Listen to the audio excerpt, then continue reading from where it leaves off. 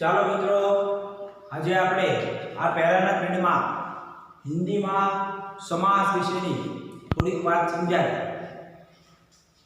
હવે પછી આગળની વાત આપણે સમજવાની છે. બરાબર? हिंदीનો પીરિયડ છે એટલે આપણે બોલવાનું हिंदीમાં. इससे पहले के क्लास में मैंने आपको तत्पुरुष समास के बारे में और इसके जो पेटा प्रकार थे इसके बारे में जानकारी दी थी. अब द्वंद्व समास, वो भी समास का एक प्रकार है. द्वंद्व शब्द का अर्थ होता है जोड़कर. दोनों समास के दोनों शब्द इसमें समान होते हैं. कोई बड़ा नहीं होता, कोई छोटा नहीं होता. दोनों अपने अपनी जगह पर समान दिखाई देता है. इसी प्रकार का जब दो शब्द एक दूसरे के साथ जुड़ जाते हैं तब जो समास बनता है उसे द्वंद्व समास के नाम से जाना जाता है.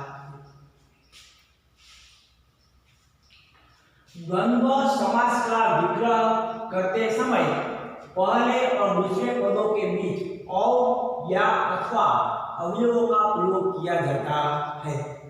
दो द्वंद्व समास के जो पद होते हैं उसका जब हम विग्रह करते हैं तो उसके बीच और अथवा या शब्द का प्रयोग करके द्वंद्व समास के दोनों शब्दों को हम अलग अलग कर सकते हैं. अंबर और अवनी. अंबर का जिसका महत्व जितना महत्व है उतना अवनी का भी महत्व है, धरती का भी महत्व है. तो दोनों समान शब्द दिखाई देते हैं. इसलिए ये दोनों शब्दों के बीच हमने और अवयव का प्रयोग किया. तो इसी प्रकार दो शब्द अलग अलग रखकर हम उसके बीच और या शब्द को लिखकर हम अलग करते हैं. ऐसे शब्दों को द्वंद्व समास कहा जाता है. ऐसा पद होता है उसे हम द्वंद्व समास के नाम से जानते हैं, पहचानते हैं. द्वंद्व समास के दोनों पद संज्ञा, सर्वनाम, विशेषण या क्रिया विशेषण हो सकते हैं. द्वंद्व समास के दोनों पद पहला और दूसरा या तो वो संज्ञा के रूप में होते हैं या सर्वनाम के रूप में होते हैं या तो विशेषण के रूप में होते हैं या क्रिया विशेषण हो सकते हैं. इसी प्रकार दोनों पद के बीच ऐसा संबंध दिखाई देता है. दोनों पद इसी प्रकार एक दूसरे से इसी प्रकार के संबंध के द्वारा जुड़े हुए होते हैं. इन शब्दों के बीच समानता का संबंध है. दोनों शब्द समान होता है. समानता का संबंध इसमें दिखाई देता है. एक नहीं है तो दूसरा भी नहीं होता. माता और पिता, हमारे जीवन में माता का जितना महत्व है उतना पिता का भी महत्व होता है. एक के बिना किसी एक के बिना हम अच्छी तरह से जी नहीं सकते. दोनों का जीवन में उतना ही महत्वपूर्ण योगदान होता है. तो जब द्वंद्व समास होता है, द्वंद्व समास में जो पद आता है वो दोनों पद एक दूसरे के खिलाफ नहीं होते. एक दूसरे के लिए एक दूसरा जरूरी होता है, आवश्यक होता है. उसी प्रकार दोनों का समानता, दोनों के बीच की समानता यहाँ दिखाई देती है द्वंद्व समास में. इन शब्दों के बीच समानता का संबंध है. समानता दिखाई देती है. समानता के संबंध के द्वारा इन पदों को हम लेते हैं, इन पदों को हम ग्रहण करते हैं. जैसे जैसे भाई और बहन, भाई और बहन और अवयव बीच में लिया गया और हम शब्द बोलते हैं भाई और बहन। भाई का भी महत्व होता है, परिवार में बहन का भी महत्व होता है, और भाई और बहन शब्द के बीच हमने और अवयव का प्रयोग किया। भाई और बहन दोनों संज्ञा है,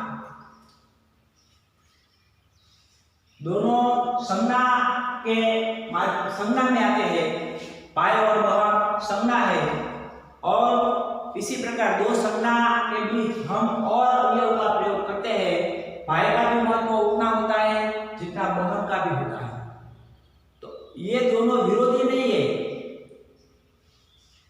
भाई और बहन दोनों संज्ञा है, अवयव और समानता दर्शाता है।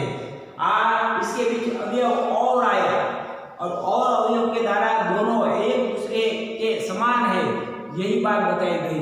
द्वंद्वाचक संज्ञा में इसी प्रकार दो पदों के बीच की समानता की बात बताई जाती है, और इसी प्रकार हम ये द्वंद्व समास को पहचानते हैं। हम तुम शब्द है, हम और तुम के बीच अवयव के रूप में और आता है। हम और तुम शब्द है, और इसके बीच अवयव के रूप में तुम शब्द का प्रयोग, अवयव के रूप में और शब्द का प्रयोग किया गया। सर्वनाम, नाम के जगह पर यहाँ सर्वनाम का प्रयोग किया गया। हम सर्वनाम है, तुम सर्वनाम है, और इस सर्वनाम के बीच और का प्रयोग किया गया, और इसी प्रकार दोनों शब्दों को अलग किया गया, इसलिए वो द्वंद्व समास है। हम तुम दोनों का महत्व, शब्द का सर्वनाम का महत्व समानता की ओर हमें ले जाता है। फिर दूसरा शब्द आया भला बुरा। भला या बुरा, यह मैंने आपको बताया, और या और उसके बीच या शब्द का प्रयोग किया जाता है, और इसी प्रकार ए संज्ञा का प्रयोग किया जाता है। या अथवा और अथवा या अवयवों से का प्रयोग किया जाता है। तो यहाँ पर हमने देखा या शब्द का प्रयोग किया गया। विशेषण, विशेषता बताता है, व्यक्ति की विशेषता, भला या बुरा, ये विशेषतावाचक शब्द है, विशेषता बताता है। तो इसी प्रकार द्वंद्व समास में सर्वनाम, विशेषण, संज्ञा वाले दोनों पदों दिखाई देते हैं, दोनों में समानता दिखाई देती है, और इसी प्रकार ये और अथवा तो या शब्द दोनों के बीच आता है, और इसी प्रकार द्वंद्व समास की रचना की जाती है। गुजराती में भी यही समास है, उसी प्रकार ही समझाया जाता है जो हिंदी में आता है। हिंदी में और अथवा या शब्द का प्रयोग हम अवयव के रूप में दोनों शब्दों के बीच करते हैं। ऊपर नीचे, ऊपर नीचे क्रिया है, क्रिया की विशेषता बताने वाला वो शब्द है। ऊपर या नीचे क्रिया विशेषण, ये शब्द क्रिया की विशेषता बताता है, इसलिए हम उसे क्रिया विशेषण कहते हैं।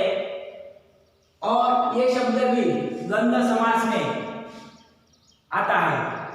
तो द्वंद्व समास में संज्ञा, सर्वनाम, विशेषण, क्रिया, ऐसा शब्दों, दो शब्दों के बीच इसी प्रकार का संबंध होता है।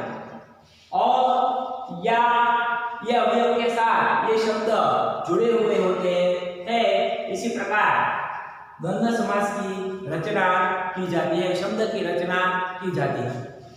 सबसे पहले अंबर अवनी। अंबर यानी आकाश, अवनी यानी धरती, दोनों समान दिखाई देता है, इसलिए ये द्वंद्व समास में आता है। अंबर और अवनी। तो ये शब्द जो दिखाई दिया वो दोनों शब्द एक दूसरे के खिलाफ नहीं है, दोनों समानता दिखाई देता है। समानता इसलिए दिखाई देती है, धरती के बिना भी हम जिंदा नहीं रह सकते। आकाश में जो सूर्य या तारा या चंद्र भगवान है वो भी हमें जीवन देता है, दोनों हमें जीवन देता है। इसलिए अंबर अग्नि दोनों समान शब्द है और उसमें अवयव के रूप में आता है, इसलिए द्वंद्व समास में हम रखते हैं। मंदिर मस्जिद, तो ये भी शब्द हमारे लिए पवित्र है। मुस्लिम लोग जो होते हैं वो मस्जिद में अल्लाह की आराधना करने, बंदगी करने जाते हैं।